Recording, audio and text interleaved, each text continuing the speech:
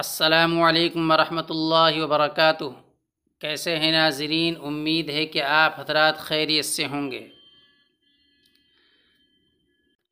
اللہ رب العزت نے قرآن کریم میں فرمایا کہ اپنے والدین کو اف بھی نہ کہو، یعنی ان کے سامنے اونچی آواز سے بات نہ کرو، ان کو ڈانٹو نہیں، ان کے سامنے تیز آواز سے گفتگو بھی نہ کرو۔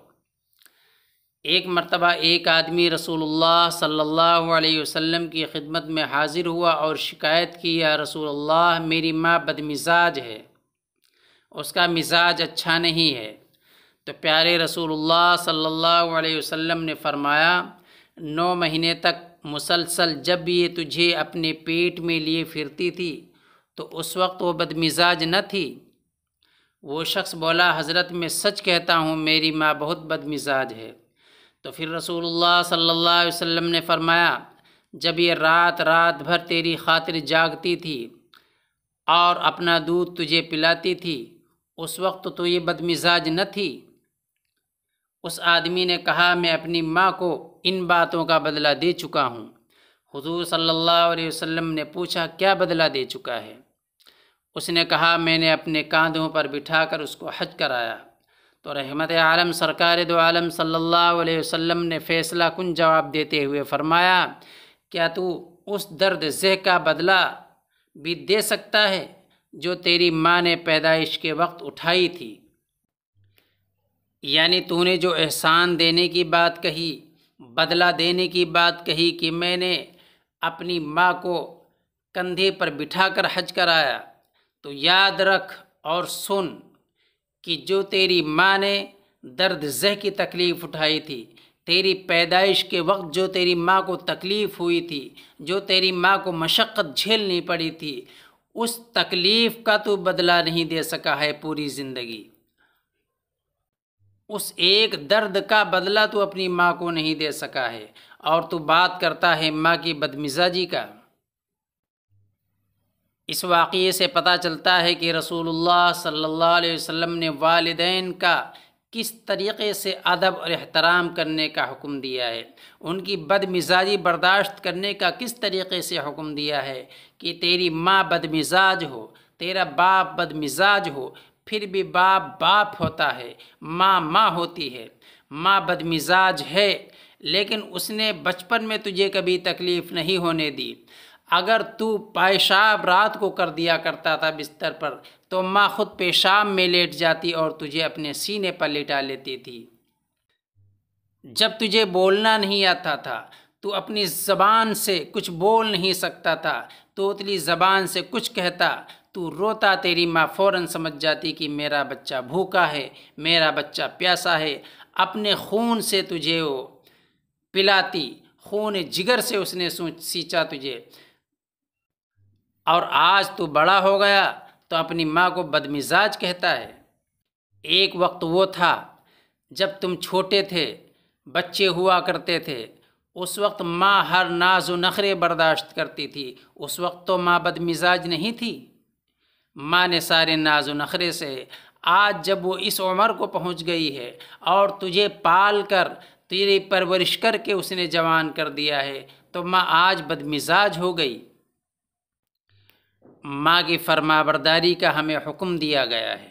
حضرت موسیٰ علیہ السلام نے ایک مرتبہ پوچھا، یا اللہ میرا جنت کا ساتھی کون ہے؟ تو فرمایا کہ فلاں قصائی۔ اللہ جل شانہ نے موسیٰ علیہ السلام کو قصائی کا پتہ بتایا کہ تمہارا جنت میں ساتھی جو ہوگا وہ قصائی ہوگا۔ کسی ولی کو نہیں بتایا، کسی قطب کو نہیں بتایا، کسی ابدال کو نہیں بتایا کہ تمہارا جنت کا ساتھی وہ ہے، بلکہ اللہ جل شانہ نے فرمایا کہ اے موسیٰ، جنت میں جو تمہارا ساتھی ہوگا وہ ایک قصائی ہوگا۔ حضرت موسیٰ علیہ السلام سن کر حیران ہوئے کہ جنت کا میرا ساتھی ایک قصائی۔ چنانچہ حضرت موسیٰ علیہ السلام اس قصائی کو دیکھنے چلے گئے، اس کی تلاش میں نکلے۔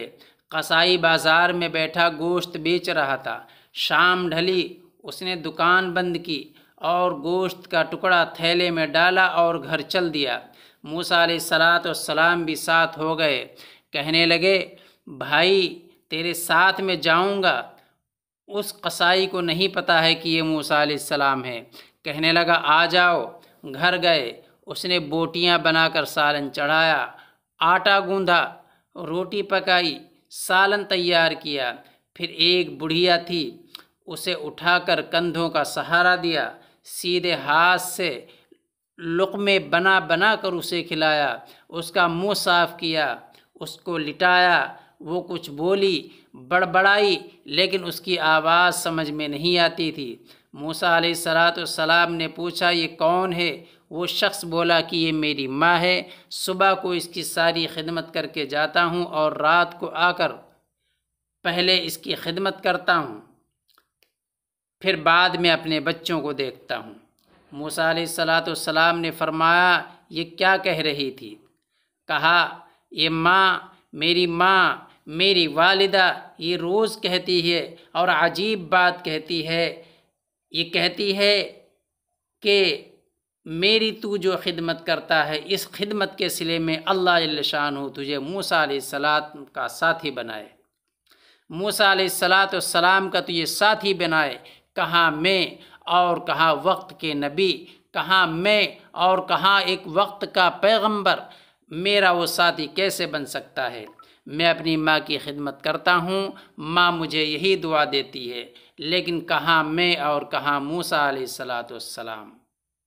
والدہ کی فرما برداری کا ایسا عجیب و غریب واقعہ کہ حضرت موسیٰ علیہ السلام کو جنت میں ایسے شخص کا ساتھ ملا جو اپنی ماں کا فرما بردار تھا، ماں کی اطاعت کرنے والا تھا، اور ماں کی نافرمانی قیامت کی علامت ہے۔ اللہ کے نبی صلی اللہ علیہ وسلم سے پوچھا گیا یا رسول اللہ قیامت کب آئے گی؟ تو اللہ کے نبی نے فرمایا کہ اللہ ہی کو معلوم ہے قیامت کب آئے گی۔ کہا گیا کہ یا رسول اللہ کوئی نشانی تو بتائیں۔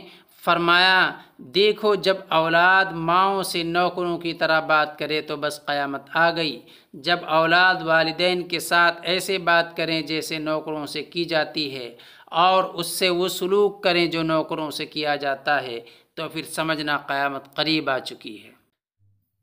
آج ہماری مائیں، ہمارے باپ، کیا ہم ان سے اس طرح بات نہیں کرتے ہیں؟ اپنی ماؤں پر، اپنی بیویوں کو، اپنی اولاد کو کیا ترجیح نہیں دیتے؟ کیا ہم والدین کے حقوق اور ان کی فرما برداری کو بھلا نہیں بیٹھے ہیں؟ اگر ہم نے والدین کی فرما برداری کری، ان کی اطاعت کری تو جنت کے مستحق ہوں گے، ورنہ جہنم ہمارا ٹھکانہ ہے۔ اللہ کے نبی نے فرمایا کہ والدین ہی تمہاری جنت ہیں اور والدین ہی تمہاری جہنم ہیں، یعنی اگر تم نے ان کی اطاعت کر کے، ان کی فرما برداری کر کے ان کو راضی کر لیا، ان کو خوش کر لیا تو جنت کے مستحق ہوگے۔ اگر والدین کو راضی نہ کیا، ان کی اطاعت اور ان کی فرما برداری نہ کی تو یاد رکھو ہم جہنم کے مستحق ہو گئے۔ آخر میں دعا ہے کہ اللہ تعالی ہم سب کے والدین کا ہمارے سروں پر سایہ تا دیر قائم و دائم فرمائے، آمین۔